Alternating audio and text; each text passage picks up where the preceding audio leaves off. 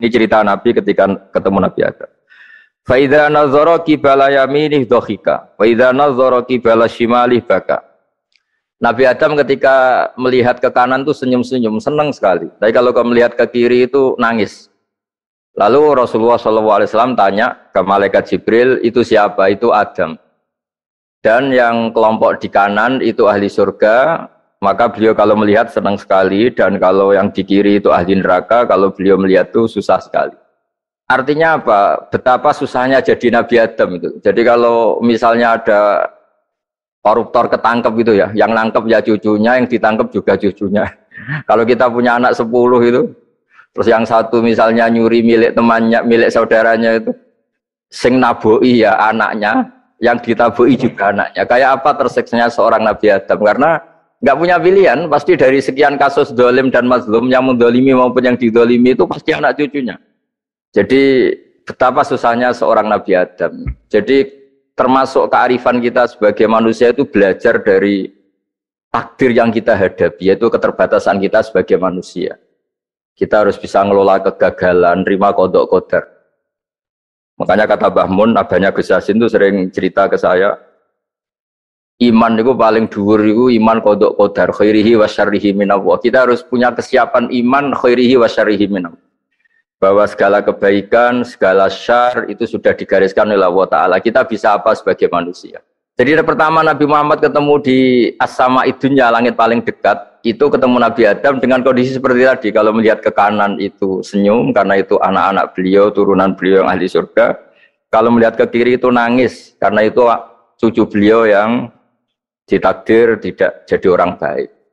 Artinya kalau ada peristiwa sosial apa saja, yang satu zalim, yang satu mazlum, atau yang satu benar, yang satu salah, atau sama-sama benar tapi salah paham, itu semua adalah cucu Nabi Adam alaihis salam, dan itu membuat beliau kadang-kadang dohika, kadang-kadang senyum, kadang-kadang baka, kadang-kadang nangis. Jadi itu yang menjadikan tambahnya arifnya Rasulullah SAW. Saya teruskan, Qultu ya Jibril man hadha qal hadha Adam wa hadhil aswida an yamini wa an shimalih nasamu bani. Fa ahlul yamin ahlul jannah wal aswida allati an shimali ahlun nar. Fa idza nazara qibala yamini dhahika wa idza nazara qibala shimalihi baka. Itu seperti misalnya kita punya anak 5, yang satu sukses jadi profesor doktor atau jadi orang alim, yang satu sekolah saja agak naik, misalnya sudah agak naik, entekno dunya itu nghabiskan harta itu kan. Tapi barokahnya itu mungkin kita mau jadi sombong tidak jadi gitu, karena punya anak yang nggak sukses. Mungkin barokahnya punya anak yang sukses itu meredam keangkuhan kita, terus kita menjadi orang yang sopan dengan tetangga, dengan orang lain karena dipaksa punya hal-hal yang seperti itu. Jadi semua yang ditakdir Allah kalau kita ridho itu pasti baik.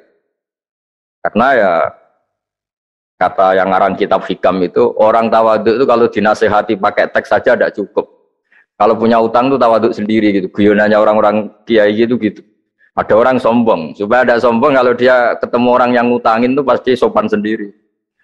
Jadi kalau dinasehati suruh sopan susah. Tapi kalau ketemu orang yang ngutangin atau ketemu orang yang dia butuh, pasti dengan sendirinya sopan sendiri. Atau ketemu orang yang menjadikan anaknya dapat pekerjaan, menjadikan keluarganya dapat job pekerjaan, pasti dia sopan sendiri karena utang jasa.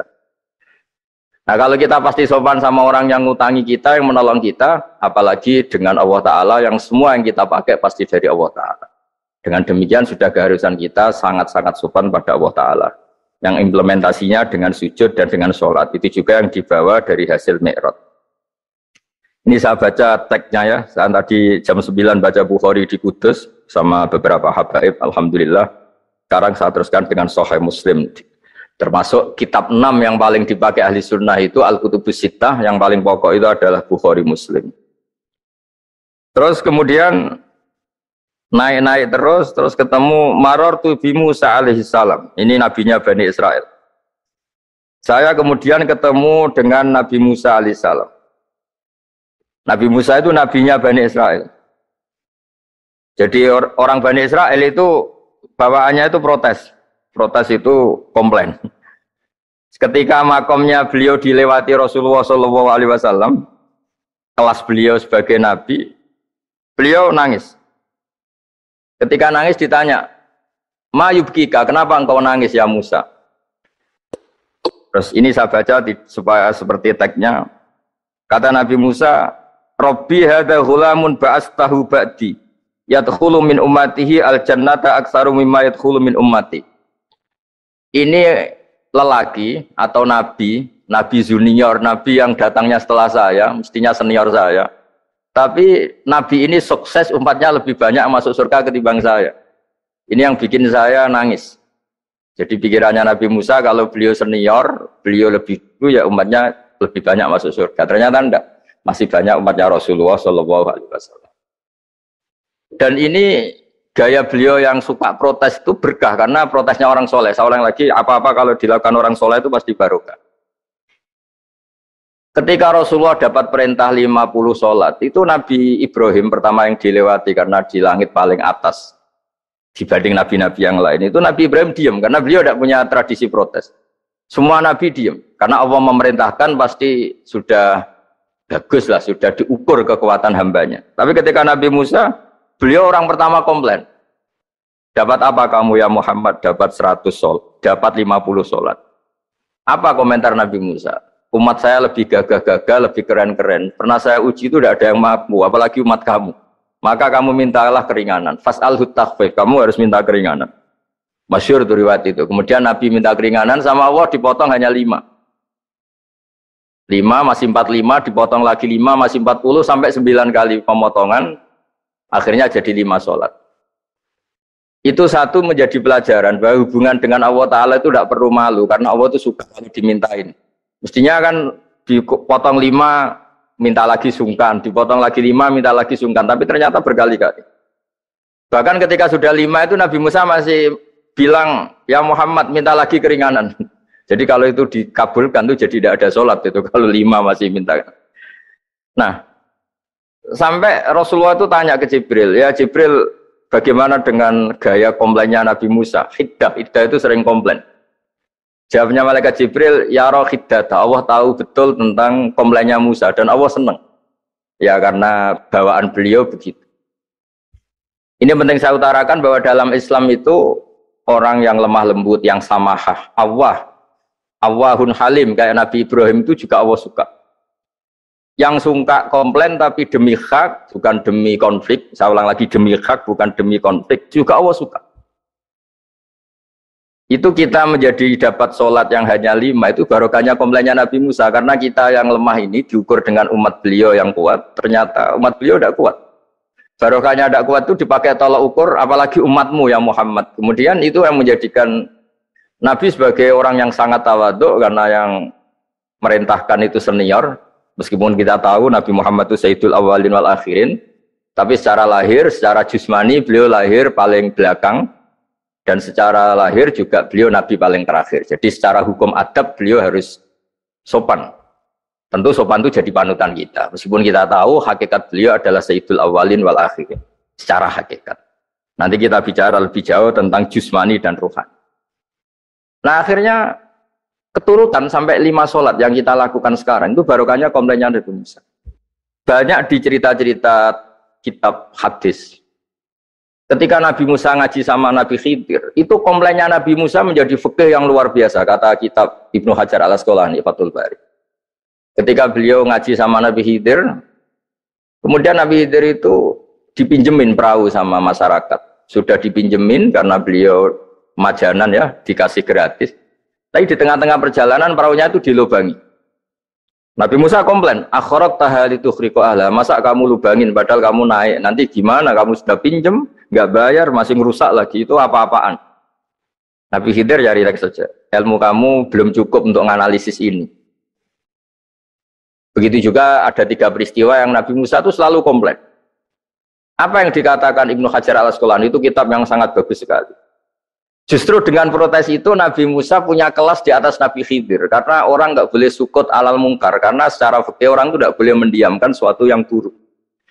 Kita tahu dalam aturan fikih di antara kewajiban kita adalah ingkarul mungkar, mengingkari suatu yang memang harus diingkari. Ya meskipun tentu tidak dengan sikap destruktif yang merusak dan apa, tapi yang nggak baik tentu kita ingkari. Perilaku Nabi Khidir yang melubangi perahu yang tidak miliknya, padahal yang punya perahu sudah menonton itu perilaku yang nggak baik. Sehingga Nabi Musa protes. Justru protesnya Nabi Musa ini menjadikan beliau selalu di kelas fikih terbaik, yaitu ingkarul mungkar, mengingkari barang yang harus diingkari. Tapi tentu Nabi Khidir juga agak salah, karena beliau punya perhitungan, di depan nanti itu ada begal-begal, ada kekuatan yang enggak baik, yang selalu akan membegal perahu-perahu yang kondisinya sempurna. Nabi Khidir punya perhitungan, kalau ibarat mobil ini spionnya kok enggak dipecah, enggak diambil, itu termasuk mobil bagus, pasti digarong. Tapi gara-gara spionnya dipecah dulu sama Nabi Khidir, terus depannya dilumuri apa supaya agak menarik, ini selamat. Jadi perhitungannya Nabi Khidir, wa kana wara'ahum maliku ya'khudhu kulla safinatin ghusba, di beberapa tafsir diartikan safinah ay sholihah, karena di depannya nanti akan ketemu orang-orang yang dolim, yang selalu ngambil perahu-perahu yang bagus. Caranya gimana supaya perahu itu gak diambil? Ya karena mereka hanya ngambil yang bagus, ya dirusak dulu supaya gak bagus. Kalau ya nggak bagus nanti lolos dari garong tadi, dari pengambilan secara dolim tadi. Jadi Nabi Khidir nggak salah karena ada visi seperti itu. Nabi Musa protes juga nggak salah karena memang tugasnya fikih itu ingkarul mungkar, mengingkari barang yang memang nggak benar. Nah, di sini seperti yang dikatakan Gus Yassin, kita harus bisa ngelola perbedaan, ngelola beda sudut pandang dan sebagainya. Sehingga kita selalu dapat nikmat Allah Ta'ala.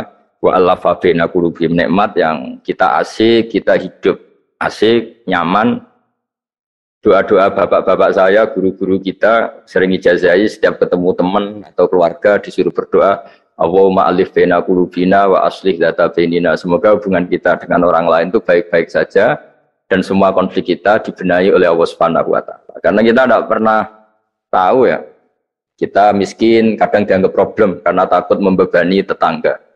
Tapi kita kaya juga kadang dianggap problem karena orang lain takut kalah dengan kita. Kita tidak pernah tahu cara pandang orang lain. Jadi kadang-kadang kita menang gitu, sama yang senang dikira kita pemikir serius. Tapi sama yang nggak senang dikira kita merengut. Kita guyon, kata yang senang itu luar biasa. Kita dianggap orang yang ceria. Bagi yang nggak senang dianggap arogan. Jadi kita tidak pernah bisa ngelola pikiran orang lain. Nah, barokahnya rahmat Allah yang tidak terbatas, kita seperti ini. Dan itu digambarkan oleh Allah Ta'ala ketika ketemu antar Nabi. Itu cara pandang ya beda-beda. Nabi Ibrahim itu kalau melihat orang yang nggak benar, itu ya ngendikannya faman tabi'ani fa innahu minni wa man asani fa innaka ghafurur rahim. Ya Allah, yang ikut saya ya karuan kelompok saya, yang tidak ikut saya semoga engkau banyak mengampuni mereka. Nabi Nuh beda sekali cara pandang. Nabi Isa ubudiyah murni. Ketika melihat orang yang nggak benar, beliau tidak ngambil sikap. Beliau ngendikan intu adzibhum fa innahum ibadu. Kalau engkau siksa nggih monggo Gusti, wong itu hamba-hamba jenengan, itu terserah jenengan. Wa in taghfir lahum, kalau engkau ampuni nggih monggo, jenengan yang punya pertimbangan lebih bijak. Dan itu yang dalam banyak hadis ketika Rasulullah SAW melihat umatnya di akhir zaman yang macam-macam, Nabi ngambil sikap kayak sikapnya Nabi Isa. Sebagian riwayat Nabi mengatakan fa'aqulu kama qalal abdus sholeh. Saya akan mengambil sikap kayak sikapnya al-abdus sholeh. Di hadis itu diredaksikan, yaitu dengan redaksi intu adzibhum fa innahum ibaduk wa in taghfir lahum fa innaka antal azizul hakim. Ya, saya teruskan. Kemudian akhirnya Rasulullah SAW sampai ke Sidratil Muntaha. Wa ra'aitu Ibrahim alaihi salam wa ana asbahu waladih bih. Ketika ketemu Nabi Ibrahim, hubungan Rasulullah itu sangat emosional. Beliau yang pertama diceritakan, saya ketika ketemu Nabi Ibrahim itu senang sekali karena ternyata saya ini cucu beliau, turunan beliau yang paling mirip beliau. Jadi ini unik, dari sekian peristiwa besar, peristiwa langit, kemudian Nabi ada hubungan emosional yang luar biasa ketika ketemu Nabi Ibrahim. Pertama yang dikatakan Nabi, wa ana asbahu waladihi, saya adalah cucu yang paling mirip beliau. Dan ini kita tahu akhirnya di semua syariat kita istilah resminya itu anit tabi millata Ibrahim hanifah. Di istilah resmi agama kita millata abikum Ibrahim, agama leluhur kamu Ibrahim. Kita ketika baca sholawat Allahumma sholli ala sayyidina Muhammad, terusannya juga kama shollaita ala sayyidina Ibrahim wa ala ali Ibrahim. Dan seterusnya dan seterusnya.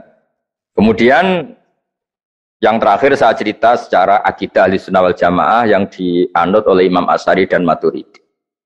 Meskipun secara lahir itu Nabi mengalami pertemuan dengan Allah di Sidratil Muntaha, tapi tetap saja kita cara pandang bahwa Allah Ta'ala itu mukhalafatul hawadis. Allah tidak bisa kamu andekan di satu tempat terus ngalami hal-hal yang kita alami sebagai makhluk. Sebab itu sirinya kenapa di surat Isra dimulai dari subhanalladzi. Allah tetap maha suci. Maha suci itu artinya terbebas dari yang kita alami. Allah selalu mukhalafatul hawadis. Allah la yahtaju ila makarin. Allah tidak butuh tempat. Allah tidak butuh waktu. Allah tidak butuh semua. Karena Allah itu qayyum. Allah itu qiyamuhu binafsihi, berdiri sendiri. Allah tidak butuh aras. Allah tidak butuh kursi. Tapi eksistensi kursi yang butuh Allah. Allah tidak butuh aras, tidak butuh kursi, tidak butuh langit. Semuanya itu berdiri karena Allah. Bukan sebaliknya Allah berdiri di atas semuanya. Sehingga kita mulai kecil diajari Allah itu siapa? Al-Qayyum. Kalau bahasa kita qiyamuhu binafsi. Selalu berdiri sendiri dan Allah itu Al-Ghaniyul Mutlaq. Enggak butuh yang lain. Di sini pentingnya selalu Nabi ngintikan subhanallah wiridanya tetap Allah itu maha suci, Allah maha besar, Allah maha agung, dan keagungannya diantara ditandai dia punya sifat yang tidak sifat kita, dia punya keabadian yang tidak bisa kita miliki, dia punya semuanya yang tidak kita miliki. Itu sebab itu dimulai subhanalladzi asra bi abdi lailam minal masjidil haram. Jadi kata subhana ini maha suci itu maha suci dari tempat, dari waktu, dari apa saja. Meskipun Allah punya adat, punya sunnah, memperlakukan hambanya itu dengan logika atau bayangan yang dibayangkan seorang hambanya. Sehingga seakan-akan kita ini ya ketemu, seakan-akan kita bisa ini melihat. Sehingga di surga disebut kita ini melihat Allah. Tapi semua ahli sunnah mengatakan, tapi kamu melihat Allah itu tetap saja bila kaifin walan khisorin. Tidak bisa terus menciri. Menciri itu bisa membatasi sifatnya Allah itu begini-begini, tidak bisa. Tetap Allah itu la tudrikul absar wa huwa yudrikul absar. Tapi kita bisa disebut melihat dengan kemakhlukan kita yang profan di surga disebut melihat. Tapi bukan melihat yang kayak kita melihat antar makhluk yang terus bisa apa itu cerita detail, cerita spesifik, cerita apa tidak bisa. La tudrikul absar.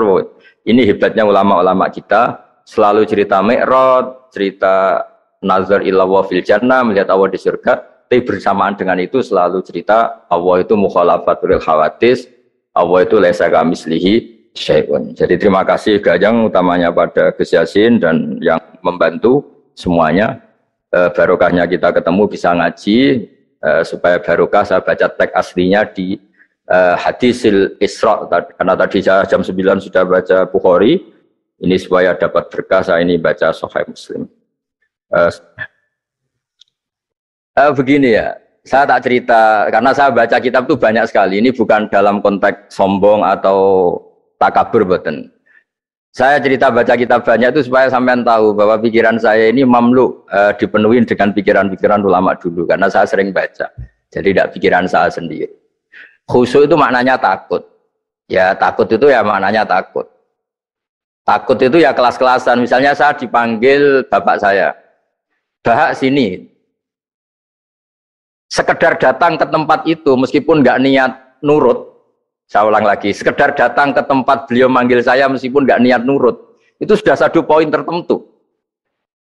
Karena dipanggil terus menghadap itu sudah bagus, meskipun di hati saya nanti saya bilang nggak mau, saya mau main. Tapi itu sudah poin tersendiri. Karena bandingannya akbala dalam bahasa Arab itu adbaro. Adbaro itu dari kata dubur, dubur itu membelakangi. Daripada misalnya dipanggil Bahak sini, malah lari, menjauh, membelakangi. Kalau dalam bahasa Arab adbaro, adbaro itu menjadikan duburnya di belakangnya. Makanya bandingannya akbala itu menghadap dengan muka. Kalau adbaro orang di belakangi pakai duburnya. Makanya dalam bahasa Arab disebut adbaro. Nah, sehingga terburuk dari seorang hamba itu adbaro, dipanggil ndak moro, dipanggil ndak menuju yang dipanggil, malah menjauh. Nah menjauh ini dalam bahasa Arab itu kadang dibahasakan tawalla. Tawalla itu mengu itu menghindari, atau adbaro, membelakang. Jadi kalau Anda sholat kok masih sering salah, dan saya yakin semua orang juga gitu, kalau nggak nabi, nggak wali itu ada ya kesalahan-kesalahan yang tidak fatal-fatal banget, karena ada kebaikan yang Anda lakukan, yaitu ketika Anda dipanggil, Anda istijabah, Anda mengiyakan dengan menghadap. Ya itu sudah bagus. Nah setelah menghadap ternyata disuruh apa itu tidak nurut. Disuruh apa nggak nurut itu satu kesalahan yang tidak mengganggu poin pertama tadi, Anda menghadap. Sehingga banyak cerita di hadis-hadis, ada sahabat yang zaman itu tidak soleh-soleh banget. Zaman itu, ketika Nabi, saya ini mau sholat ya Rasulullah, tapi jangan diminta berhenti dari begini-begini. Beliau menyebutkan sekian kemungkaran sahabat tadi. Nabi komentarnya itu sayan hahumayakul. Nanti kalau sering sholat lama-lama ya enggak begitu. Nah ini kelirunya kita sebagai manusia. Lama-lama juga baik, itu kita kira itu terus harus sekarang gitu loh. Nah itu keliru, harus sekarang itu keliru. Bisa saja kita ini setiap sholat pasti sudah ditulis Allah, nanti itu mati baik. Delalah nanti habis asar sebelum kita maksiat sudah mati, habis sisa sebelum kita maksiat lagi sudah mati. Jadi barokahnya sholat itu ada waktu yang potensi ya, potensi sholat itu akhir kenangan kita, sholat itu identitas kita, sholat itu status kita. Nah, karena kita sholat itu pakai niat, niat itu komitmen. Sementara kalau Anda maksiat itu tidak pakai niat karena zallah. Zallah itu ya ada niat maksiat, tahu-tahu mungkin di bis ketemu orang cantik, terus agak jelalatan. Tapi kan tidak niat. Tapi kalau sampai sholat kan datang ke masjid, bayangkan diimami ini, nanti kamu takbir, nanti kamu baca ini, baca ini. Jadi benar-benar komitmen. Itu status kita. Kata Said Zabidi disebut mautinuhu wa haqiqatuh. Baiknya umat Islam itu kalau taat itu mautinu, itu alamat resminya, itu statusnya, kata Said Zabidi. Tapi kalau dia maksiat itu zallah itu kepleset. Jadi tidak pernah jadi status kita. Semoga semua maksiat kita ini tidak status, tapi zallah. Tapi ketika taat itu status, hakikat kita. Maka fal'ubudiyah ya haqiqatuh wa mautinuhu wa dzatuh. Ini kata Said Abdul Az-Zabidi pengarang Ithaf. Orang Islam itu orang yang ketika ibadah itu identitasnya. Betul, ketika ibadah itu Allahu Akbar, dia berharap rahmatnya Allah gini-gini. Nah ketika salah dia zallah. Dia ngantor ya ada niat korupsi, dia ingin membenahi negara ini, dia nyai juga agak ingin macam-macam. Ya tapi karena manusia terus ada zallah. Nah semoga semua kesalahan kita ini zallah itu ya cara Jawa kepleset, tidak mental, dan semua kebaikan kita ini mental, yaitu kebaikan yang jadi tempat kita, identitas kita, haqiqatuh wa mautinuh wa dzat. Tapi jangan pernah berpikir kalau apa artinya sholat kalau kita masih melakukan kemungkaran, itu salah besar. Sholat itu wajib, dengan Anda sholat itu sudah mengurangi kemungkaran Anda, karena Anda tidak melawan ketentuan Allah Ta'ala. Kayak kita orang Indonesia, meskipun kita koruptor, mau jadi KTP Indonesia sudah bagus, kita mau jadi warga Indonesia, meskipun setelah itu kita korupsi dan salah, tapi lumayan jadi mau jadi warga apa? Indonesia. Orang mau sholat artinya dia menstatuskan diri sebagai hamba Allah. Teken kontrak, kalau saya ini hambamu ya Allah, anta robbi, iya karena butuh, iya karena nasta'in. Soal salah ya salah aja yang sama, kita tetap warga Indonesia meskipun kita salah, meskipun kita koruptor, meskipun kita salah, tetap aja warga Indonesia yang berhak mendapat jatah makan meskipun di penjara, meskipun apa. Sama, kita ini hamba Allah yang mengakui kalau Allah itu Tuhan, kita hamba. Dan barokahnya pengakuan itu insya Allah di cerita-cerita syafaat, kalau kita dosa atau apa, insya Allah dapat syafaatnya Rasulullah SAW, karena kita tidak pernah lari dari status kehambaan. Jadi yang harus dipegang, makanya status kehambaan ini nggak boleh hilang. Kita harus sering bilang Robbi, Robbi, Tuhanku yang merawat aku, yang memberi aku.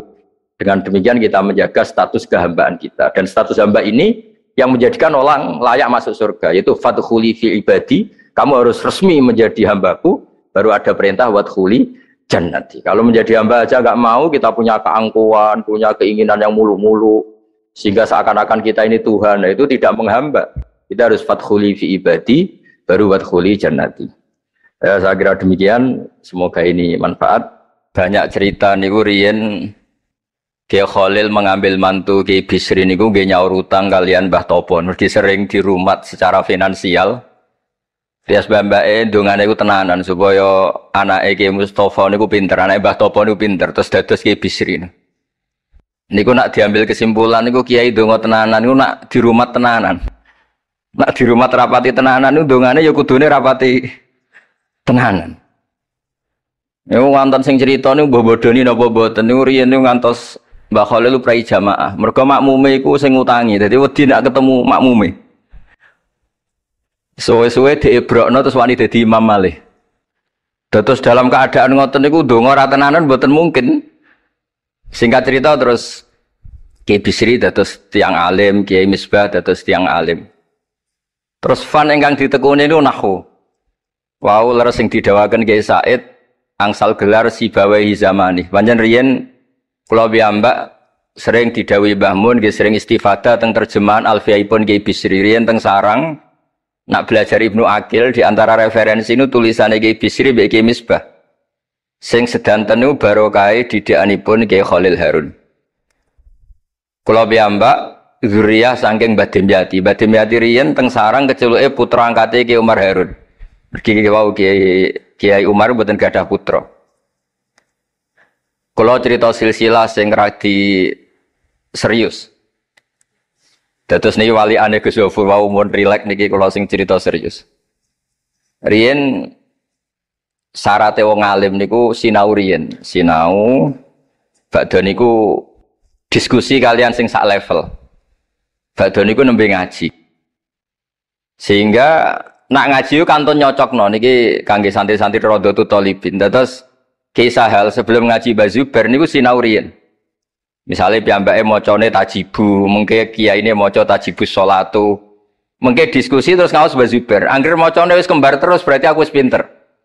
Karena yang memutuskan rofa nasab itu tidak kiainya tapi dia. Dados kantun nyemak. Ki bengi tak waca rofa kok kiaiku rofa, berarti ilmuku wis padha. Aku maca nasab kok kiaiku nasab berarti padha. Aku maca jer kiaiku jer wis padha. Nah santri sakniki kan mboten ngaji mboten persiapan. Teko ngaji mbek takok halaman. Niku mun santri innalillahi wa inna ilaihi rajiun niku enggak bisa diharapkan. Dados kula riyen niku GR alim niku nggih alasan perkara ini sinau riyen. Dadi agar Mbah Mun maca kok mun kembarane 90% apa 80% nggih mun setengah ngalim. Kok nak salah kok sampai 90% ya goblok banget. Sakniki mboten santri sinau iku mboten persiapan ngaji takok halaman tok endi. Mau menyenggai sholawat. Sallallahu Muhammad sholli alaihi. Mboten mikir wong kiai ini maca Allahumma sholli ala Muhammad malah ngongkon kiai ini sholli alaihi itu nak diterjemahkan Allahumma sholli ala Muhammad terus dekne ngomong sholli alaihi nggih monggo jenengan maca sholawat. Wong sholli nu fil amar. Tapi wong jenenge wong ora mikir nggih. Terus niku ruwet. Terus niki kula cerita sing serius kersane jenengan pirsa bilih sing mintera wong ra bakat pinter niku nggih kangelan tenan. Riyen bapak kula nggih nak definisi wali nu ngoten kula nggih insyaallah pun mlebu lah. Mergi kula niku nggih mintera tiyang kathah. Tiang-tiang sing ra bakat pinter teng Gunung Kidul niku kula kathah sing kula dadekno kiai niku. Tapi mboten pinter banget pokoknya memenuhi kualifikasi lah. Mergi ceritane niku nggih sederhana. Riyen niku Mbah Khalil niku nak mulang nahwu tenanan. Mergi sesuatu itu jadi mudah. Mulane cerita sing beredar teng Lirboyo niku Ja'a Zaidun, Zaid datang. Niku wonten santri pelengahan delok lawang. Gurune ngamuk. Kamu orang mana? Orang Bekasi. Kenapa pelengahan? Ya katanya Ja'a Zaidun ra'aitu Zaidan. Habis Pak Guru bohong. Katanya Zaid datang melihat Zaid ternyata orangnya enggak ada. Contohnya menja'a Zaidun ra'aitu Zaidan. Tapi barokahnya itu terus sesuatu itu menjadi mudah. Lah ini sing dawuhe Mbah Mun wae sing didawakan Gus Zofur kula jek eling dawuhe Mbah Mun gelem ra gelem Allah kudu gawe wong alim ka wong Jawa. Mergo wis kadung dawuh Islam iku kafatal linnas untuk semuanya. Fasibawai Farisiun. Imam Sibawai itu orang Persia. Imam Ghazali juga Tus itu Persia. Banyak orang alim dari Irak. Irak itu Babylon, itu tidak Arab. Karena Islam ini kafatal linnas. Makanya gelem ra gelem guyonane Mbah Mun niku Allah kudu gawe wong-wong koyok Warijo, koyok Kirun kudu dadi wong alim. Guling-gilingan nak Islam tidak milik orang Arab saja tapi kafatal linnas. Niku nak cara Mbah Mun. Dadi mumpun dadi janjine pangeran. Mulane sing mondok Arab nggih monggo, sing mondok pundi mawon nggih monggo, tapi Kiai Jawa tetep ndek jatah alim. Mergo niku mumpun kuota. Mumpun kuota. Terus riyen Mbah Fadl sing diceritakno Gus Zofur niku tiyang alim mboten mondok teng putih-putih teng Jawa. Mbah Sahal riyen alime nggih mondoke di antarane teng Sarang. Mergo mun jatah. Islam iki dawuh Mbah Mun kafatal linnas. Mulane Allah kudu gawe wong alim-alim sing wong Persia, wong Jawa, wong Cina. Tiang Imam Sibawi ini buatan tiang Arab. Mulane piyambake ra difrustasi ada debat mbek wong Arab. Masyhur yen ada ahli nahwi sing tiang Arab, namine Kisai. Piyambake Sibawi tiang Persia. Niku didu kalian seorang raja di depan umum kan maca qad kuntu azunnu annal aqrab asyaddulas atan minaz zambur faidan huwa hiya atau faidan huwa iya. Dari Imam Sibawai rofa. Dari Imam Kiswai oleh rofa oleh nasab. Terus akhirnya dalam perdebatan niku antuma ro'isa baldatikuma, kamu ini ketua dua negara Anda karena Anda yang terbaik. Lalu famanil hakim, terus keputusan ini di tangan siapa? Kamu orang terbaik di negara kamu semua. Terus tiang-tiang bilang hadil Arab. Ya orang Arab semua ini kita konsensus polling. Semua orang Arab bila Imam Kisai. Karena orang Arab biasa ngendikan iyaha atau hiya. Akhirnya Imam Sibawai itu frustasi. Mergo dipermalukan di depan umum. Kila karena dalika sababa wafatih, sababa mautih. Bahwa peristiwa itu yang menjadikan Imam Sibawai kabundut. Kok dipermalukan di depan umum. Imam Sibawai keyakinannya tetap bersikeras. Setelah idza fujaiyah itu rofa. Karena beliau ikut fusha saja. Fa idza hiya hayatun tas'a. Fa idza hiya bayda'ul linadhirin. Semuanya itu rofa. Beliau enggak bisa nerima konsep nasab. Tapi Imam Sibawai yang ngalami dipermalukan itu jadi barokah yang sak dunya.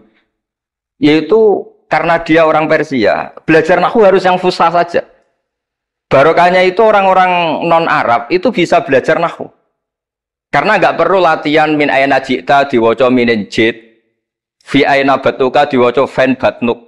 Cara sampean latihan Arab nakal tambah goblok. Mergo terus ribet.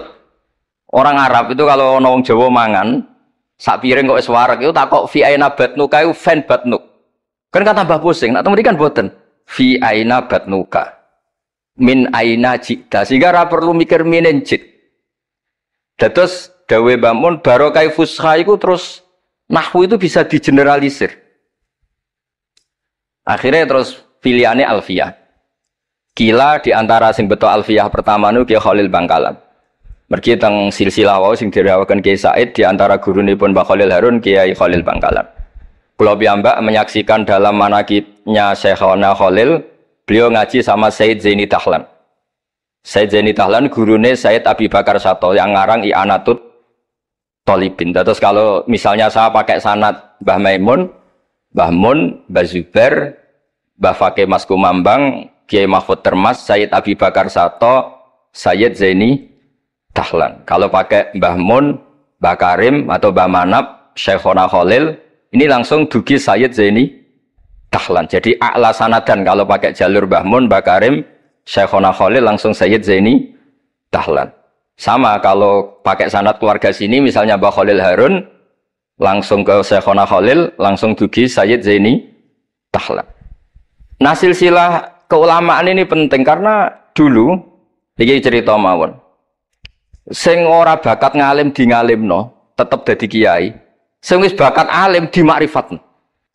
Termasuk makrifate Said Zabidi niku sing nyekseni tiyang Jawa. Ya niku Mbak Abdul Manan. Terus riyen cerita-cerita tentang legenda silsilah Kiai Jawa niku Mbah Hasan Besari niku keluarga kerajaan pun duwe dhuwit nggih pun ngertos dunia internasional. Kepengen mondok teng Mekah. Mbah Hasan Besari sing terkenal yo. Akhirnya ngajak kancane namanya Abdul Manan niku tiyang Termas, tiyang desa. Dijak akhirnya mondok teng Mekah dados tiyang alim. Termasuk nderekaken Said Zabidi dugi Mesir, Shahibul Ithaf. Ki Abdul Manan gada putra alim alama namanya Ki Abdullah. Ki Abdullah gada putra namanya Ki Mahfud. Dugi Ki Mahfud niki cerita sing terkenal niku kepanggih Mbah Munawir. Kila niku murid guru wakila konco. Sing jelas saingan dadi wali perkarane. Mbah Mahfud itu ora trimo, tapi ora trimo sae hiro. Kalau dalam bahasa Arab ghabta utawa hiro. Sopo sih kok ana wong sak tawafan khatam Quran. Dados niku kok tambahi Gus Uli nek dadi wali ku sak tawafan khatam Quran. Mboten maca ithaf dalu-dalu seneng Gus penggane rokokan dalu-dalu maca kitab malah seneng. Kon molekan. Niku akhirnya kepanggih. Kepanggih terus kila niku Kiai Mahfud pesen Muhammad ini kan beto teng Indonesia. Mulane Gus Muhammad akhirnya dadi Kiai Quran. Di pondokno teng Termas bareng-bareng Bali Maksum, Gus Habib. Niku sedanten terus ngaji Badim Yati Termas. Kalau nanti diceritani Mbah Mus mriki meledake muridnya Mbah Khalil Harun di antara sebabnya niku Mbah Demyati termas wafat. Terus sebagian santri-santri ageng nu do ngaos teng kasingan teng Mbah Khalil Harun. Walhasil terus Gus Muhammad itu dados ngapal Quran alim. Terus dipek mantu tiyang sugih namanya Kaji Taslim. Terus akhirnya urip teng Betengan. Gada putra Ki Harir samangke wonten Gus Muhammad. Dadi Muhammad bin Harir bin Muhammad bin Mahfud bin Abdullah bin Abdul Manan. Niku pun dugi Shahibul Ithafus Sadat Al-Muttaqin. Saraipun kitab napa? Ikhya. Niku nak ngarang. Niki cerita niku nak ngarang jan luar biasa. Kitab 14 juz. Niku kabeh berilmu, boten dipenuhi cerita-cerita yang boten penting. Semuanya berkualitas. Yang paling saya kenang dari, dan ini sekaligus kalau terakhir muludan nih. Yang paling saya kenang dari statement beliau, dari ngendikan beliau itu begini. Wan Nabiyyu sallallahu alaihi wasallam wa in jalla qadru muhtajun ila rahmatihi ta'ala wa fadli. Dan cara pikiran beliau itu, umat ini setelah Nabi Isa. Penggemar Nabi Isa itu salah dalam mendudukkan Nabi Isa. Berlebihan sampai mengatakan Isa ibnu Wah. Yang benci juga berlebihan sampai mengatakan Isa itu waladuz zina, yaitu orang-orang Yahudi. Tapi kata Said Zabidi, hadil ummah maksumatun min dzalika kullih. Umat ini akan diselamatkan, pecinta Rasulullah Shallallahu Alaihi Wasallam itu akan diselamatkan dari dosa atau kesalahan-kesalahan orang Nasrani melihat Isa. Barokahnya apa? Barokahnya sholawat. Yaitu umat ini wiridan Allahumma sholli ala Sayyidina Muhammad. Allahumma itu pemberi, Muhammad apapun jalla qadruh penerima. Sehingga kita baca sholawat itu sekaligus menunjukkan mahabbah kita ke Rasulullah Shallallahu Alaihi Wasallam bahwa beliau makhluk terbaik, manusia terbaik yang paling layak dapat askas sholawat, askat tahiyat dari Allah Taala. Tapi tetap saja Allah ini pemberi, Rasulullah ini penerima. Sehingga umat ini tidak akan mendudukkan Rasulullah setingkat Allah. Yaitu yang disebut burdah da'mat ta'atun nasara fi nabihimi wahkum bima syi'ta madhan fihi wahtakimi. Pokoknya silahkan memuja Nabi Muhammad setinggi langit asal da'mat ta'atun nasara. Tinggalkan kesalahan yang dilakukan orang Nasrani. Nah itu kata Said Zabidi, cukup kowe maca sholawat. Karena dengan baca sholawat berarti Allahumma sholli ala Muhammad, Allah pemberi, Nabi apapun agungnya penerima. Jadi sampean nyebut Allah, yaitu Jalla Jalaluh, menyebut akrobu habaibi akrobu asfiyahi. Nah itu ini cerita. Jadi kita ini dididik orang-orang spesial. Saya dididik Mbah Mun, dididik Bapak, dididik guru-guru yang lain. Beliau dididik Mbah Zubair di antara gurunya Mbah Karim, Mbah Fakih. Mbah Fakih dididik Mbah Mahfud dididik Ki Abdullah dididik Ki Abdul Manan. Ki Abdul Manan ini dididik yang ngarang kitab Ithafus Sadatil Muttaqin. Terus di situ diterangkan sanad beliau sampai ila Rasulillah Shallallahu Alaihi Wasallam. Maka dengan seperti ini baca sholawat itu kualitasnya luar biasa. Ini bukan sekedar sholawat. Mari kadang-kadang kita ini kan wong Jawa ya, kayak piye maca sholawat sakmene duwe akeh, maca sholawat sakmene naik pangkat. Ini yang terus cara kula niku apa diberantas iku lumayan gak maro Gunung Kawi. Tapi disetujoni kok kabeh kok dikompensasi materi. Jadi ribet jadi kejauhan. Kalau mereka tidak punya sarana tawassul, engkau moro Gunung Kawi itu ya kedusan. Tapi moco solawat ben dadi bupati, engkau nara mandi nang nyalahno solawat. Jadi kejauhan ya bingung. Nah sampean ra bingung berarti rong kiai ya, dadi gampane. Tapi apapun itu dawe Said Zabidi wa Rasul wa Muhammad wa injalla qadruh muhtajun ila rahmatihi ta'ala wa fadli. Itu mutiara yang luar biasa. Engkang kula dawa matur malih, nak ngelem Kanjeng Nabi ku ngelem kaya ulama. Nggih wau kados Said Zabidi. Wong trimo redaksi sing kita baca keseharian, tapi beliau bisa memahami bahwa hadhihi sholawat, sighatus sholawat itu sighat sing nyelametkan hadil ummah ila yaumil kiamah. Cinta kita pada Rasulullah terselamatkan karena kita baca sholawat. Tauhid kita terselamatkan karena Allah al-mu'ti, Rasulullah al-mu'ta. Apapun hebatnya Nabi, posisi yang diberi, yang menerima, pemberinya tetap Allah Subhanahu wa ta'ala. Dan ini cerita-cerita ngaji tahqiq ingkang sanate musalsal ila Rasulillah sallallahu alaihi wasallam. Dan kula suwun Seneng Rasulullah dia wonten sing baca sholawat dengan jumlah besar. Wonten sing bacanya ndak besar tapi ngerti.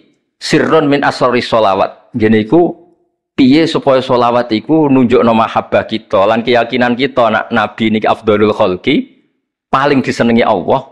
Tapi sekaligus Nabi tetap Abdullah wa Rasul. Cukup dengan redaksi Allahumma sholli ala Muhammad, Allahumma sholli ala Sayyidina Muhammad. Terus niki mun dalu nek sampean kakean ilmu malah bingung. Wong kula piyambak pun nganggep final yang didhawuhna Gus Zofur mergi saya bersaksi karena hal yang sama juga Mbah Mun sering dawuh. Sing jelas kiai-kiai Jawa kudu bangga tetep untuk kuota. Mergo Allah kadung ngendikan kafatal linnas. Jadi tetap Allah akan bikin orang-orang alim di lain orang Arab, mesti ono sing wong-wong non Arab. Kata Imam Ghazali itu orang Tus itu ikut Persia. Sibawayh juga Persia. Imam Abu Hanifah itu orang Irak. Irak itu termasuk Ajam karena ikut Babylon. Wa kumma minal biladil ajamiyah. Mesir ikut Afrika. Terus insya Allah barokah cerita niki, barokah wow penjelasanipun Gus Zofur dan kita juga sering dengar dawe-dawe Mbah Mus, Mbah Khalil bahwa agama ini luar biasa. Mergi Indonesia nu boten saged bahasa Arab tapi saged ngarang kitab bahasa Arab. Ini Mbah Mun sering dawuh, Mbah Fadl bocah bahasa Arab ya ora iso. Di Ihsan Jampes tau dites Mbah Zubair, jadi Mbah Zubair iseng gak ngetes Mbah Ihsan, dijak bahasa Arab ya ora iso, tapi iso ngarang kitab. Mbah Fadl ketemu supir taksi Arab ya tuntas. Pinter supir taksi.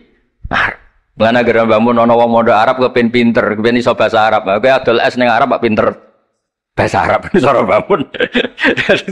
Nek pen alim yo niru Mbah Fadl. Tapi sakit alim alam. Mergi untuk kuota agama ini kafatal linnas. Nah, agama itu mulai dulu itu masalah klaim di sosialnya ya. Pada level kebenaran tentu agama itu hak dan batil. Tapi pada level sosial itu klaim. Klaim bahwa Ibrahim itu kita. Kata orang Islam, kata orang Yahudi Ibrahim itu kita, kata orang Nasrani Ibrahim itu kita. Sebab perdebatan itu ketika diputuskan Yerusalem, Hebron, terus Bethlehem, itu dianggap kota internasional, kota bersama. Sehingga di sana itu yang namanya Nabi itu kadang kakinya di masjid, kepalanya di sinagog, atau pokoknya separonan. Jadi saya pernah sholat di masjid Ibrahim itu harus melewati sinagog. Itu tak inceng Nabi Ishak itu nang tengah-tengah sinagog. Ibrahim lumayan, sirahe ning masjid. Jadi hanya satu bangunan. Sama persis di masjid Yerusalem itu masjid apa? Baitul Maqdis itu. Tembok yang satu yang sebelah ini dipakai tembok ratapan, tembok yang sama yang satu dipakai masjid. Itu jangan satu tembok, bukan dua tembok. Makanya tiga agama ini unik, musuhan tapi titik keramat itu menunjuk yang sama. Orang kok berhubung ra cocok wis aku tak ning Bantul, enggak ada yang seperti itu. Semuanya di titik itu. Dadi nak donga yo krungu, wong kula nate teng tempat tembok ratapan Yahudi. Makanya sekuler ya ono barokah dunia itu sekuler. Kula mriku nggih ketunan. Mbak-mbak nggih jilbaban enggak masalah karena dianggap tempat wisata. Sama di Mesir itu ada masjid tertua, Masjid Amr bin As. Wong barat nak rono ya ono sing katokan cekak macam-macam. Wong wis wisata. Kok Masjid Kauman Jogja. Sapa wae mlebu ya oleh wong sapa? Wisata. Maksudnya kan banyak turis yang ke situ posisi enggak berpakaian apa? Islami. Senajan to mok ning Jowo di Masjidnya Amr bin As sama. Nah pertanyaannya gini, satu-satunya yang bisa meyakinkan umat Islam kalau Ibrahim tidak Yahudi dan Nasrani ya dawuh pangeran.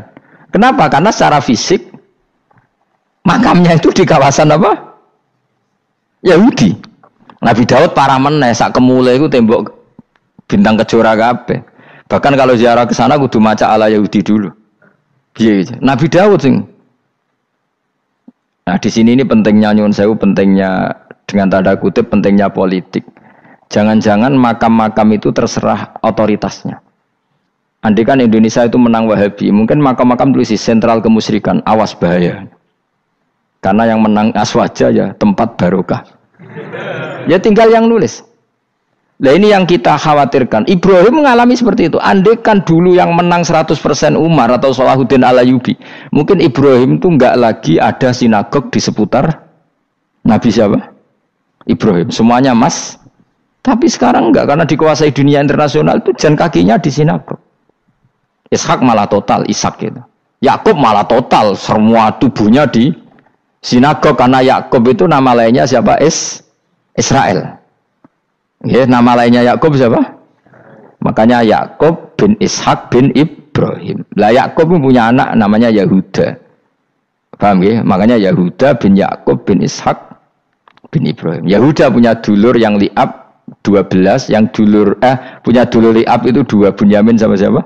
Yusuf. Yang Bunyamin Yusuf ini sakit. Yang lainnya berapa? 11, itu 10 kan, berarti 10.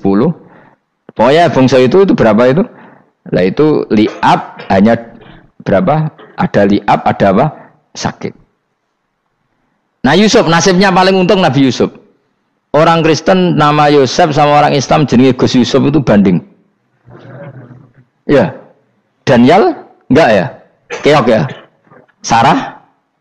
Keok kita. Yusuf banding ya? Non Muslim nama Yusuf banyak ya? Islam Kiai Yusuf juga banyak. Mustafa Raono ya? Islam kabeh nah jenenge. Meskipun gak wong pilihan dek nih Mustafa sing jeneng-jeneng saiki mboten ora ana maknane.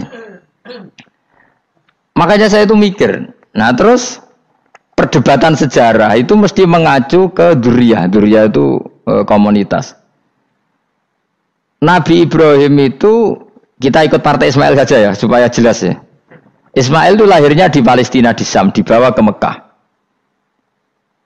Tapi mari kula nu rodok setuju Islam, mari dadi utek kula niku wis rodok iku. Utek kula niku kan anut kaul sing paling akwa. Sampean anut sing tahu krungu pertama kan angel itu disambungi. Tapi sudahlah saya tak kompromi saja ikut siapa? Ismail. Ismail itu kemudian ketika Islam, saya ulang lagi, ketika Islam mengklaim juga agama Ibrahim, itu orang Yahudi mencibir. Kamu kok bilang agama Ibrahim itu alasannya apa? Kita ini yang ikut Ibrahim kata orang Yahudi, karena kita orang Palestina, kita orang Yerusalem. Terus Nabi Muhammad memberi penjelasannya, tentu diajari Allah, Ibrahim itu pernah hidup di Mekah. Buktinya fihi ayatum bayinatum maqamu, jejak kakinya di situ, jejak kesejarahnya di situ, yaitu istrinya pernah dibawa ke Safa dan Marwah, yaitu peristiwa Hajar nyari apa? Air. Lalu Ibrahim dan Hajar ini punya anak namanya siapa? Ismail, dan itu namanya Abul Arab. Jadi Abul Arab itu Ismail. Bukan Ibrahim. Kenapa kok tidak Ibrahim? Karena Ibrahim juga Abu Syam.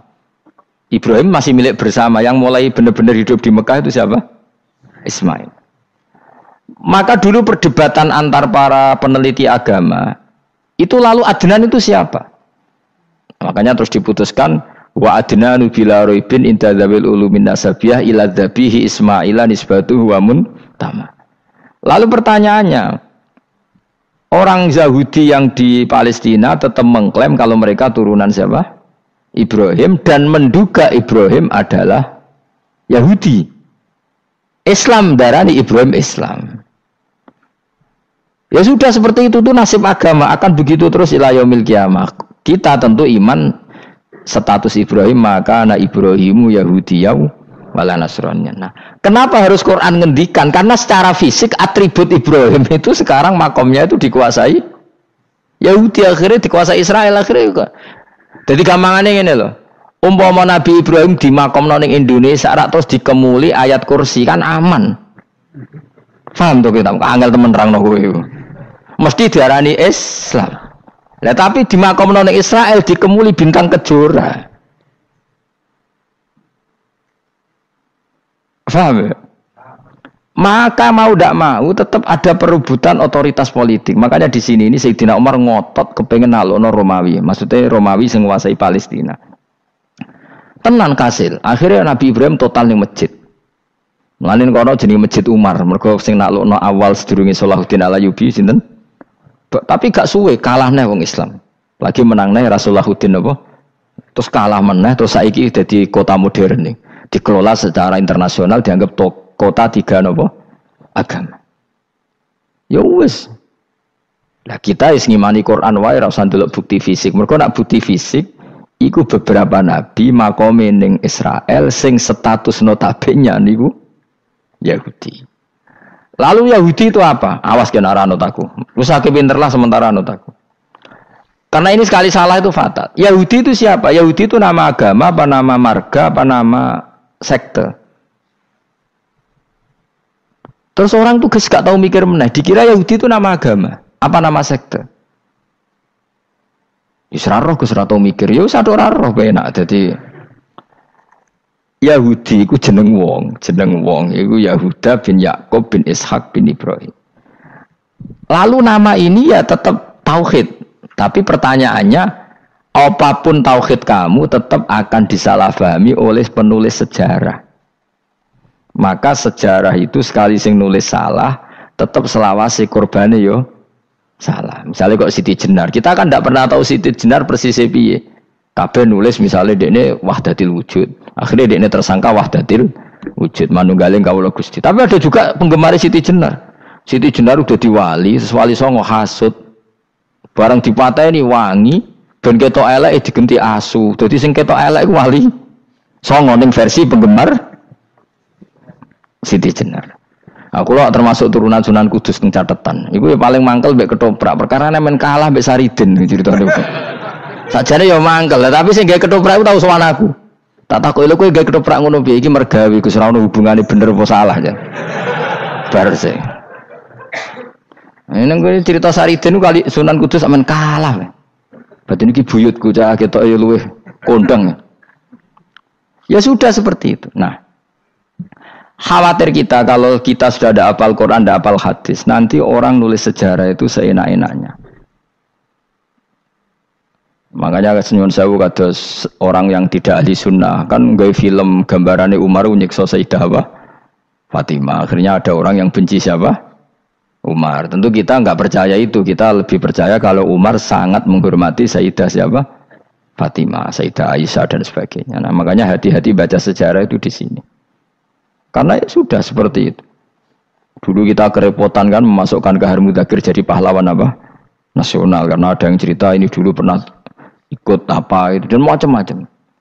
Kita sering kesulitan melacak sejarah. Oke lah kalau bayangkan kalau itu sejarah Nabi. Agama satu bilang Ibrahim Yahudi, agama satu bilang apa? Nasrani. Tapi Allah itu maha kuasa. Orang itu kalau salah mesti keterucute iku elek. Kowe mesti ra roh, agak ulama gak roh. Ketika Nabi debat mbek Yahudi, debat mbek Nasrani itu debatnya iku lucu. Kanjeng Nabi ditanya, "Mat, kamu agamanya ikut siapa?" "Saya pengikut Ibrahim." Lah wong Yahudi ku yo padahal pinter-pintere wong Yahudi wis kadung bakat cerdas. Tapi musuh-musuh pangeran tetap kalah. Jawabnya Yahudi gini, wah berarti kamu harus hormat saya Muhammad. Kenapa? Kamu ikut siapa agama kamu? Ibrahim kan anit tabi millata Ibrahimah Hanifah millata abikum Ibrahim. Berarti kamu harus hormat saya Muhammad. Kenapa? Karena panutan kamu Ibrahim itu saja pengikut Nasrani. Sing jarung Yahudi orang Ibrahim pengikut Yahudi. Nabi oleh sewenang iku pol. Mergo ketok goblok dadi kadang wong pinter ketok goblok. Nabi oleh guyu ngene lha ya kok aneh wong Yahuda bin Yakub bin Ishak bin Ibrahim. Tapi padha karo muni Pak Karno pengagum Puan Maharani. Kira-kira gitu cara bahasa Indonesia itu. Utawa kowe muni ngene lah, Bandur Salim penggemar Hasan Hasan anak kula. Utawa kowe muni Mbah Zubair penggemar Gus Zufur kan boten mungkin. Utawa Mbah Hasyim penggemar Mbak Yeni. Jadi mereka itu keterucut begini, Ibrahim itu Yahudi. Padahal sing jenenge Yahudi itu putune Nabi Ibrahim ke Yahuda bin Yakub bin Ishak bin Ibrahim. Mulane terus Quran turun. Quran turun oleh gojlok ini. Ha antum haula'i hajastum fi ma lakum bi ilm falimatu hajuna fi ma laysa lakum bi ilm. Ini perdebatan sudah tidak fair. Muhammad berdebat secara ilmiah karena dia junior ngaku pengikut Ibrahim. Tapi kamu Yahudi Nasrani pendapat kamu itu abal-abal. Masa Ibrahim pengikut Musa? Padahal Musa dan Ibrahim dulu Ibrahim. Masa Ibrahim pengikut Yahuda? Padahal Yahuda itu cucunya Ibrahim. Makanya Quran gojloke wa ma unzilatit Tauratu wal Injilu illa mim ba'di. Ya ahlal kitab lima tuhajuna fi Ibrahim wa ma unzilatit Tauratu wal Injilu illa mim ba'di afala taqilun. Jadi ini penting ya, penting dalam sejarah. Tapi santri-santri yang seneng ngaji ini ku ora roh sejarah. Pokoke ngaji mlebu swarga paham ra apa itu. Kok ruwet banget ngadepi wong ngaji. Saya itu tidak setuju seperti itu. Oke lah, kau mlebu swarga lah sepek-pekan. Tapi mbok yo paham. Tapi ra paham lah sementing mlebu swarga lah iku masalah kowe. Ora tahu kepikiran li'ilai kalimatillah. Aku lho cara kon mlebu swarga mbek kon paham Quran. Milih paham Quran sik. Lagi mlebu swarga. Tapi kok nek ra sida mlebu ya ora mungkin paham Quran bu neraka. Kowe ku aneh-aneh. Maksudnya ku keton regani pangeran lah mlebu swarga iku keren lho mergo paham Quran. Ora kok koyo kowe sementing mlebu. Ora paham lah. Karena ini sudah jadi menjadi perdebatan internasional. Saya itu berkali-kali ikut penelitian, makanya lah lucunya nasab itu sah. Mereka yang Yahudi kalau ditanya man huwal Yahud, huwa Ishak, huwa Yahuda bin Yakub bin Ishak bin Ibrahim. Terus diomong no Ibrahim pengikut Yahudi itu padha karo tadi kayak kita bilang misalnya Mbak Munawir pengikut Gus Najib. Kan enggak mungkin. Pak Karno pengikut Puan Marani atau Gus Mbah Hasyim pengikut Mbak Yeni. Atau Mbak Nur Salim bapak saya pengikut Hasan anak saya, kan aneh. Sehingga pangeran oleh gojlek gitu. Ha antum haula'i hajastum fi malakum bi ilm. Mereka ini sudah siap berdebat secara ilmiah. Falimatu hajuna fi ma laysa lakum bi ilm. Tapi saiki pecintane Kanjeng Nabi ku rata-rata iku ora pinter. Penting selawatan berjanji buanter. Nak diarani bid'ah ngamuk wis ngono terus kegiatan. Lah sing darani bid'ah padha dene wong selawatan iku tareh kok di. Kadang-kadang yo bingung. Wis sama dibak berjanji cara mbok terjemah ra ngarah darani bid'ah. Lah bid'ah ning ndi wong walam matam min hamlihi syahrani ala masyuril aqwalil marwiyatu fiya bil madinati Abu Abdullah ketika Nabi kandungannya umur 2 bulan bapaknya mati. Terus itu kan tareh. Gara-gara diwaca bahasa Arab terus koyo mantra. Lah akhirnya diarani bid. Sing maca padha ora paham, akhire Allah, ya Allah. As padha dene aku repot pusing aku mikir berarti. Ayo kowe ngono ta ora kelakuanmu aja. Sing biyen ana mau tulis bahasa Indonesia, kok terus ketara gak. Wulida maktunan biadil inaya makuhlan terus ya sudah ya biasa aja tareh.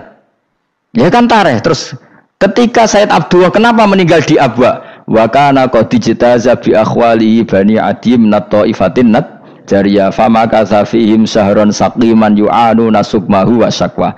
Kenapa Abdullah meninggalnya di Abwa? Abwa itu kawasan Yasrib karena Abdullah sedang menjenguk keluarga besar dari ibunya. Keluarga besar dari ibunya, istrinya Abdul Muthalib itu orang Yasrib.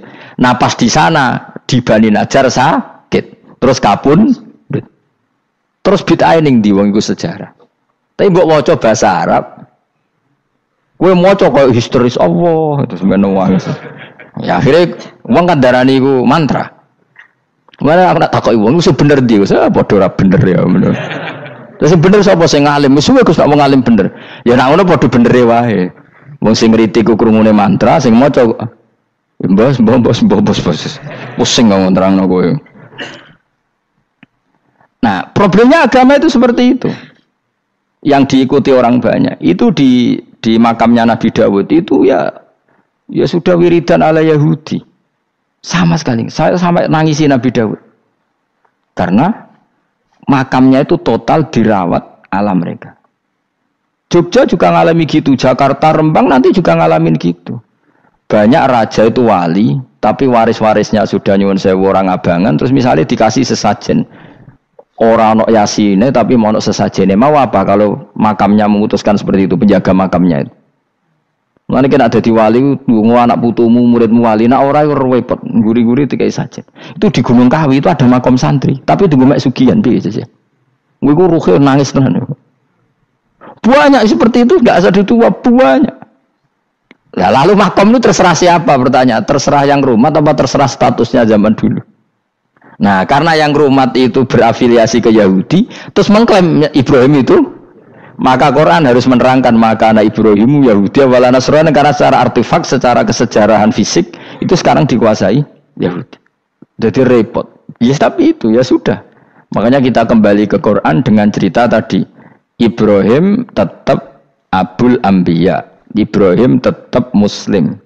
Buktinya punya peninggalan Ka'bah. Nah, Ka'bah ini harus kita jaga. Ketika Ibrahim kita katakan ninggali Ka'bah, ternyata Ka'bah di situ sentral tauhid. Antahira bidali ta'ifina wal akifina waruka'is sujud. Ketika Ka'bah jadi sentral tauhid, maka kita akan mengatakan peninggalan Ibrahim pasti tauhid.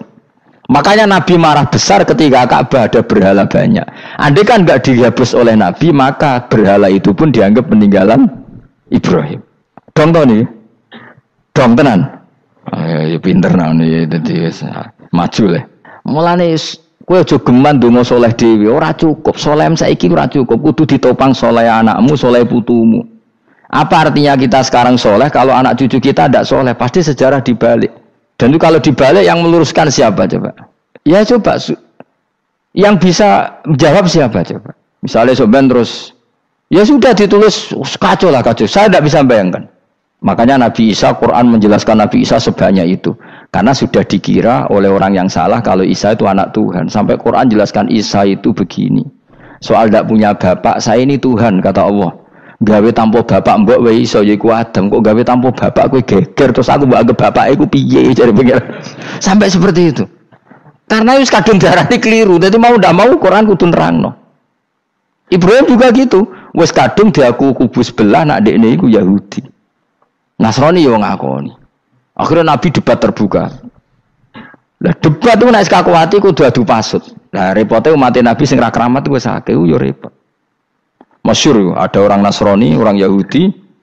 Ya sudah Muhammad, kalau kita debat ilmiah oke, Anda menang dalam debat ilmiah.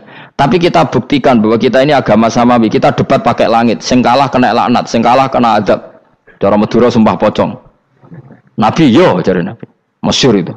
Faman hajjaka fihi min ba'di ma ja'aka minal ilmi faqul ta'alu nadu abna'ana wa abna'akum wa nisa'ana wa nisa'akum wa anfusana wa anfusakum thumma nabtahil fanaj'al la'natallahi 'alal kadhibin. Nabi dijak mubalah. Oh ya oke, kita mubalah. Nabi nimbali Hasan Husain. Cucu kesayangannya dipanggil Hasan Husain. Putri kesayangannya Sayyidah Fatimah dipanggil. Terus jari ke Kanjeng Nabi, saya berani adu pasut, taruhannya saya, anak cucu saya. Wong Nasrani mikir, wih, adu pasut anaknya dijak putune dijak, mesti bener deh. Mergo wong paling kuatir nak anake mati, putrine mati. Ora ana cerita bojo ning bab iku. Wah, bojo ora melok aku ora ora. Mulane kula termasuk kiai sing jarang lunga mbek bojo. Bojo iki sakjane sering ora tau mlebu. Tapi kiai-kiai haji ya mbek bojo, umrah mbek bojo. Kula niku ya rada iskal. Jebule bareng tak takono sing dhuwit sing wedok Gus. Ya wis nak ngono wis kejawab ya wis anjir sing dhuwit sing wedok. Ya wis nak ngono fair apa? Riyen bapak kula kaji ya dhewean, bojo kula kaji ya dhewean, kula ya kaji dhewean, tapi aja tiru. Kamu ndak sekeramat saya ya dadi.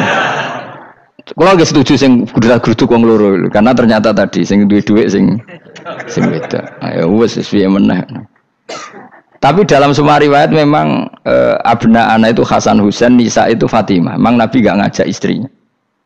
Nabi itu unik dalam banyak hal itu memang ya Hasan Husain sama Sayyidah Fatimah. Kenapa istri itu kadang nggak dilibatkan? Memang nggak seru, seru anak. Orang itu lebih menyayangi anak, toh nyawa cara Jawa. Bareng Nabi keluar, orang-orang Nasrani bilang ini wajah-wajah yang setiap mengetuk langit pasti disembadani. Terus mereka mundur, nggak jadi apa mubahalah, minta mubahalah ini dibatalkan. Berarti Nabi itu debat 2 kali. Secara ilmiah ya pernah, yaitu membuktikan kalau Ibrahim adalah pernah berdomisili di Mekah.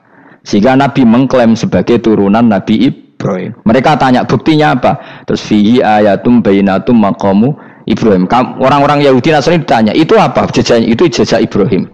Mereka ngakui kalau Ibrahim pernah di Mekah. Artinya kalau pernah di Mekah zaman dulu kan nggak ada pesawat, nggak ada, mesti domisilinya lama.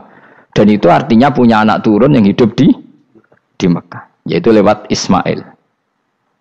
Bukti kedua tadi, sa'i. Sa'i baina Safa wal Marwah adalah mengenang ketika Hajar mencari air. Lagi mulai perkara mbek kowe. Saiki Ismail ketika lahir iku jek digolekno banyu antarane Safa mbek Marwah. Sementara cerita dzabih disembelih iku ning Sam. Mulane kok aja melok-melok lah ya. Kok aja melok-melok mulane. Aja terusno, mari kepinteran wis. Semeneng ae ora usah melok-melok. Gak, aku Ismail ya.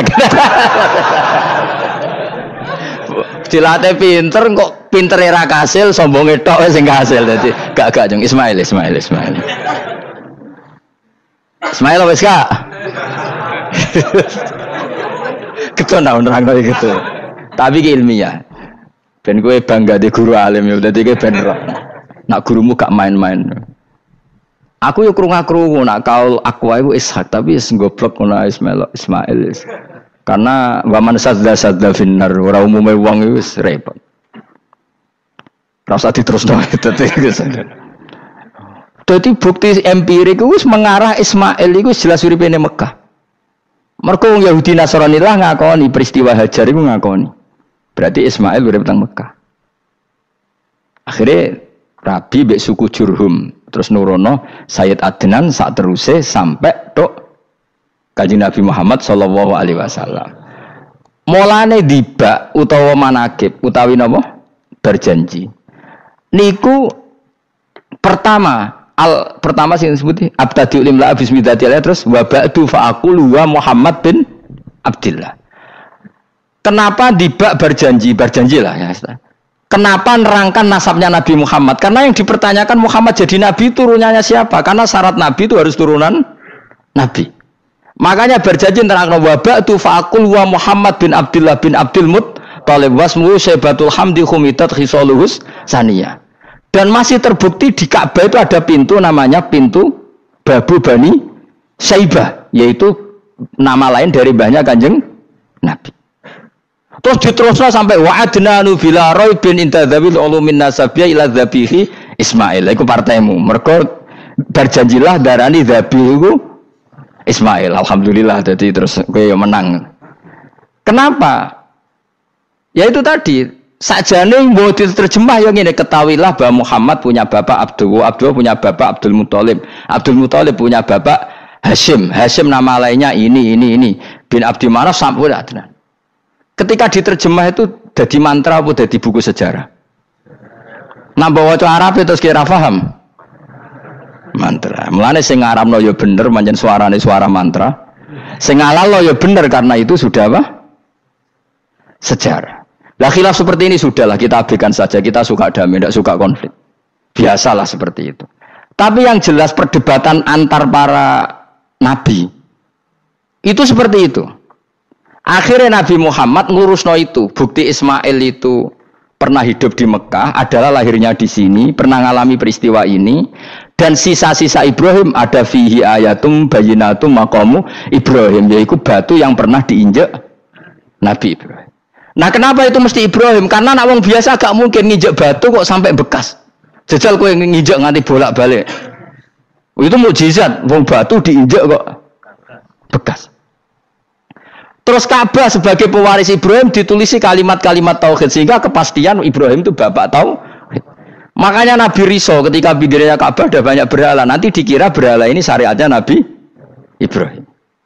Makanya lah ketika berhala banyak, Nabi gak mau madhep Ka'bah. Nanti dikira nyembah berhala. Maka sama Allah dialihkan disuruh madhep Baitul Maqdis. Ketika berhala dihilangkan, Nabi baru disuruh madhep Ka'bah. Jadi perdebatan ini atau ilmiah ini harus kita kaji, kita pahami. Karena kata Allah, ha antum haula ihajastum fi malakum bi ilm falimatu hajuna fi ma laysa lakum bi ilm. Nah, iswani debat kudu datane data ilmiah. Sementara mereka darani Ibrahim pengikut Yahudi, padahal Yahudi iku putune Nabi Ibrahim, yaitu Yahuda bin Yakub bin Ishak bin Ibrahim. Mestinya kan bahasanya Yahuda pengikut Ibrahim, aja diwali Ibrahim pengikut. Lah Nabi benar ketika takoi, Muhammad kamu ikut siapa? Saya ikut Ibrahim. Kan normal kan? Kalau junior ikut, mereka enggak. Ibrahim pengikut Yahuda, ya mau berkaro Pak Karno pengikut Puan Maharani, Mbah Hashim pengikut Mbak Yeni, kan kacau kan? Lah itu terus Allah ngejlok tadi, Muhammad kekasihku wis debat secara ilmiah, tapi kamu tidak ilmiah. Makanya lima tuhajuna fi Ibrahim wa ma unzilatit Taurat wal Injilu illa mim Bakti. Kok Ibrahim mbok arani Yahudi piye? Wong penanggalan Yahudi misalnya dimulai kok Taurat. Taurat Musa. Musa itu generasine sakwise Ibrahim. Tapi Ibrahim mbok arani pengikut Musa. Dong ya. Jadi itu masalah-masalah. Tapi ayat-ayat ngono iku ora populer. Kowe seneng ayat populer ya poligami fankihu ma tobalakum. Kowe iku sing ora alim lah wabal. Mergo di kepentingan apa? Poligami. Mbak wong sing seneng keramat, senengane dalil wa mattaqila Allahu makhraja. Tekan dadi wali kepingine untuk duit yang enggak terduga. Udah diuteke ku duit. Padahal syarat saya wali ku ora pati seneng duit. Lah kowe kepen dadi wali ben oleh duit. Jadi kenapa menjadi wali ben bayar zuku min haitsu la yahtasib.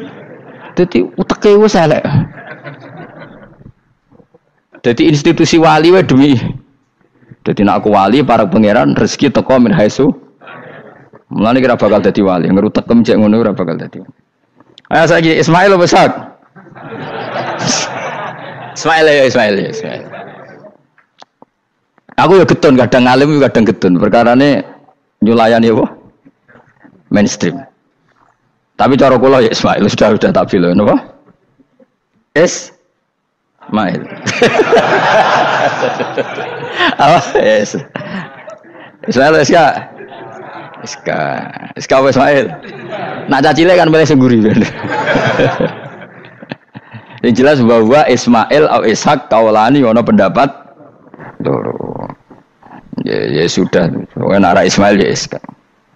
Tapi kabeh kitab iku pancen setuju Ishak tapi wis ben kok. Aku kadang ya aduh matane wong tenan. Ya sudah pokoknya kaulani apa?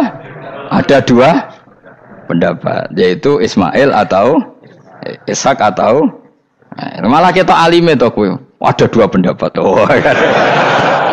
Jadi kesane macane kitab akeh ngono. Gak ngerti mau hasil ngaji ke bengi. Aduh matane wong guys. Sabar. Ismail wis ya. Sekawe Ismail. Soale mele sengguri.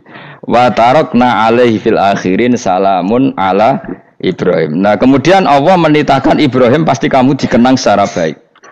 Maksudnya tadi tiga agama semuanya mengklaim Ibrahim itu bagian dari itu. Jadi semua agama mengakui siapa? Ibrahim. Lah yo mbok gedhingi kaya ngono kersane pangeran panjenengan Ibrahim diakui tiga agama kan yo repot.